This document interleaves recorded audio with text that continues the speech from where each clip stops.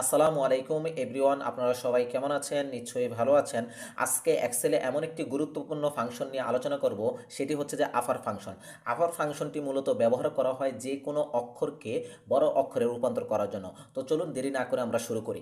তো এখানে দেখতে পাচ্ছেন কিছু নাম রয়েছে, নামের অধীনে কিছু অর্থাৎ ডেজিগনেশন রয়েছে। এই ডেজিগনেশনকে আমি যেটি করব, প্রতিটা অক্ষরকে বড় অক্ষরে রূপান্তর করব। তো এটি করার জন্য প্রথমে এই সেলে কাজটি রেখে ইকুয়েল আপার আপার দিয়ে ট্যাব কি প্রেস করতে হবে। ট্যাব কি প্রেস করার পরে যেহেতু আমরা ডেজিগনেশনটা পরিবর্তন করব, মানে সবগুলো অক্ষর বড় হাতের করব, সেজন্য এই সেলটাকে সিলেক্ট করতে হবে।